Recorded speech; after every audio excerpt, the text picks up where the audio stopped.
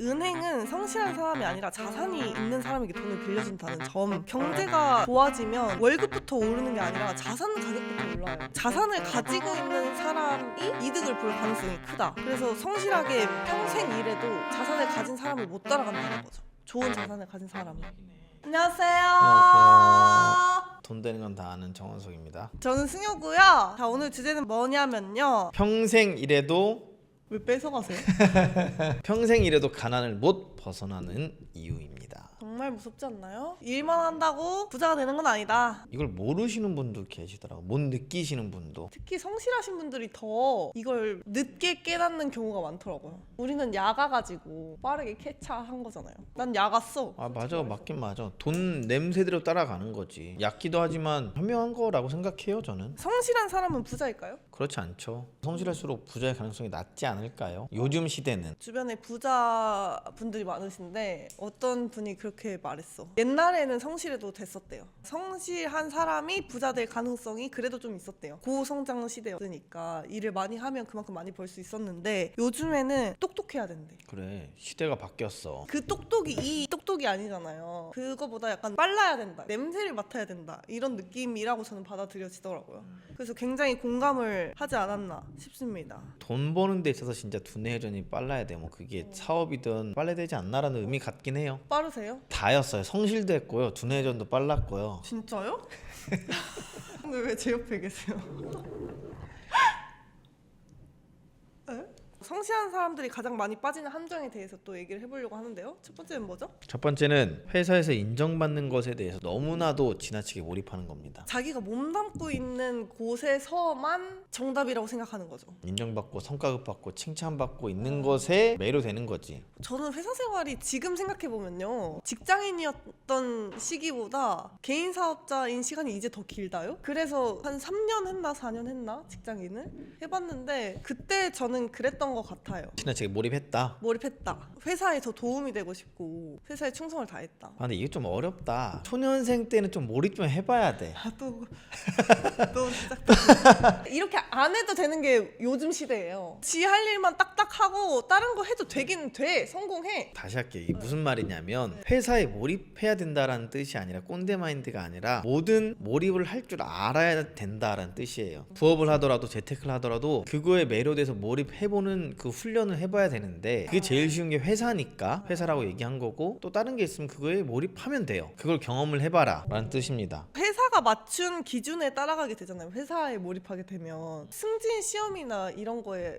좀 지나치게 몰입을 한다든지 성과에 이제 매달리는 거죠. 거기에서 받는 성과급보다 다른 일을 해서 버는 돈이 훨씬 클 텐데 고개를 돌릴 여유가 없는 걸까? 어떻게 보면 동아줄이죠. 동아줄처럼 느껴진다? 그거밖에 없으니까 이거를 해야 된다라고 생각을 하신 것 같은데, 요새는 뭐 돈 버는 방법이 너무 많아서 그걸 경험을 해보면 꼭 그거에 너무 몰입 안 해도 된다라는 걸, 다른 거 몰입할 게 많구나라는 걸 느끼실 거예요. 그 경험을 해보시면 좋겠다라는 건데, 이렇게 하게 되면 단점이 회사 일 외에는 관심이 없어. 회사만 정시 출근 또 야근 맨날 주말에도 출근해 이런 거에 빠지다 보니까 다른 거 할 겨를과 여유가 안 생겨. 그러다가 애도 생기면 더 못해. 도전을 더 못해. 처음부터 대기업에 취업하는 게 안 좋을 수도 있다는 게 다른 데로 한눈 팔지 못하게 만드는 시스템이에요. 그러니까 돈을 많이 주는 거야. 여기서 살아남으려면 계속 뭔가 더 노력해야 되고 하기 때문에 밖에 뭐 이런 거 부업을 해볼까, 이 시선을 못 돌리는 환경이라서. 근데 40대 50대에 내쫓아봐.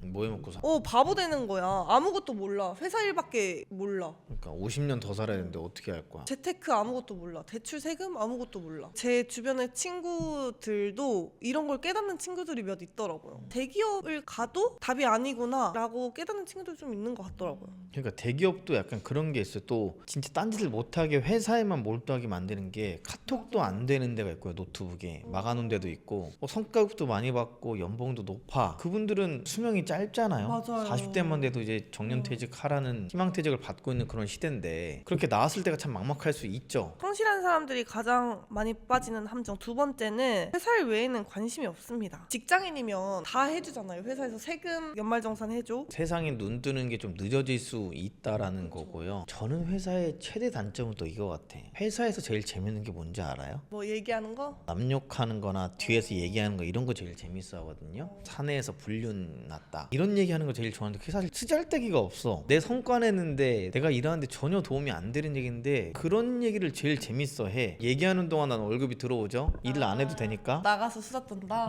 결국엔 그게 좀 길게 보면 도움이 별로 안 되는 행동들이 우리가 알게 모르게 즐기고 있지 않나라는 좀 아쉬움이 있어요. 저도 그랬었고. 그래요? 그랬었죠. 재밌는 거 하나 얘기해 주세요. 할 수 있겠냐? 그렇군요. 세 번째 함정인데 의리를 중요하게 생각하는? 연봉을 높여서 이직을 한다거나 회사 일 외에 다른 부업을 한다거나 이러면 나쁜 사람으로 너 회사에 충성을 다하지 않네? 곧 나갈 거니? 이런 식으로 보는 것 같아요. 그래서 자기가 더 안 하는 거지 그런 행동들을. 이거 여러분들 의견 좀 여쭤보고 싶다. 예전 회사에서 다른 회사로 이직하는데 경쟁사로 갔어요. 경쟁사로 간다는 거를 전 회사한테 비밀로 했어. 간다고 했더니 여기 임원분이 나한테 물어보시는 거야. 경쟁사로 가는 거 아니지? 가면 배신이다.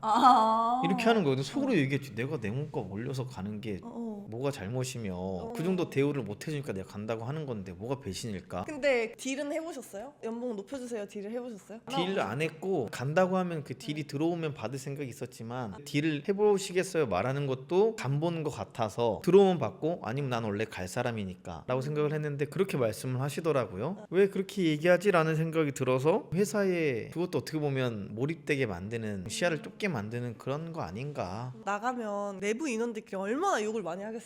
그게 안 되는 거구나 라고 내부 인원들끼리 분위기가 그렇게 되겠죠. 아 저렇게 하면 안 되는 거구나. 욕먹는 행위구나.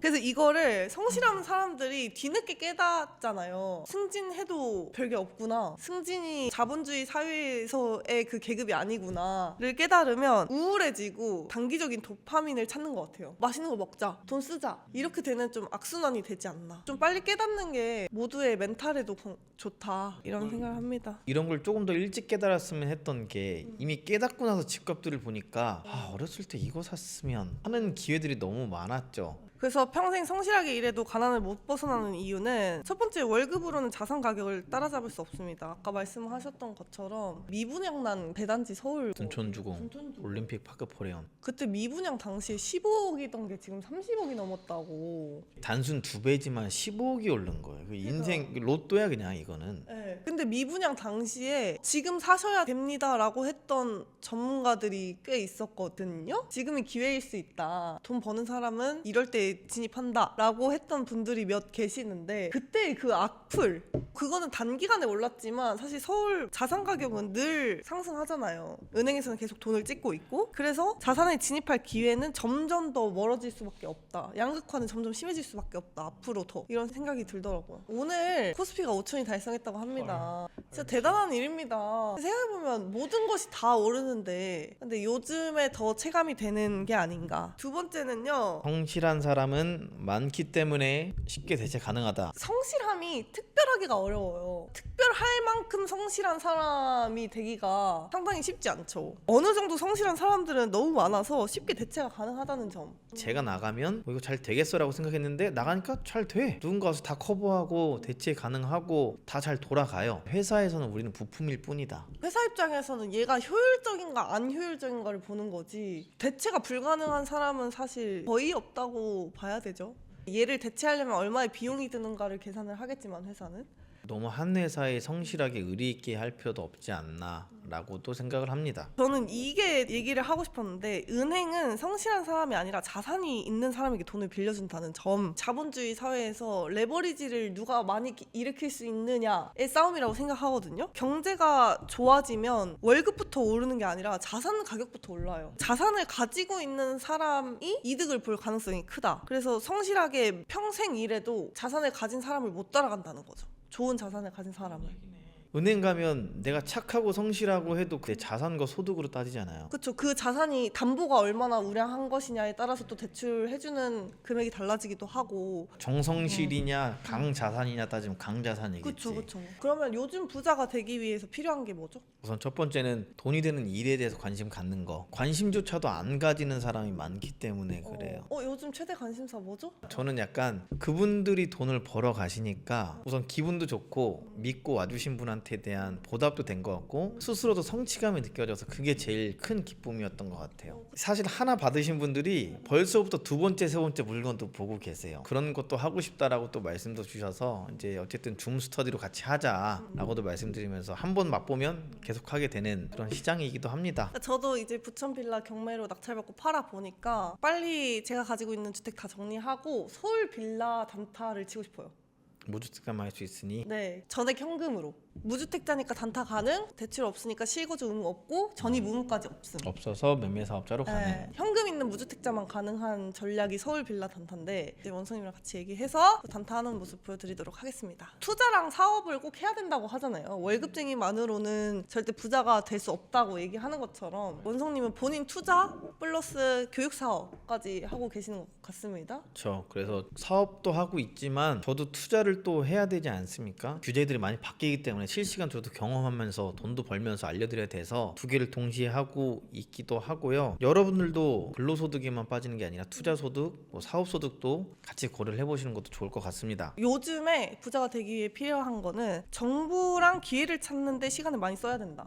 밖에 나가서 인프라를 쌓고 정보를 듣고 이러는데 시간을 많이 쓴다고 저는 느껴요. 누군가가 보기에는 일을 안 하는 것처럼 보여. 쟤는 왜 이렇게 노는데 돈이 많냐? 이런 경우들이 있거든요. 그분들은 정보랑 기회를 찾는 데 시간을 많이 쓰는 거다라고 요즘 느끼고 있습니다. 모든 사람들의 성향이 다르잖아요. 누구는 주식이 맞고 누구는 코인 맞고 누구는 부동산이 맞듯이 그런 정보를 찾는 시간을 할애는 해야 돼요. 정보를 찾고 내가 가진 무기랑 저거랑 결합했을 때 더 남들보다 빠르게 갈 수 있겠는데? 경쟁력 있겠는데? 이렇게 판단하면 베팅 해보는 것도 도움이 되지 않나. 부자들은 성실함의 방향이 다른 것 같아요. 일의 양이 엄청 많다거나 그렇지 않은 것 같아요. 요즘 부자들은. 갑자기 이런 생각이 드네. 옛날 드라마 야인시대 아세요?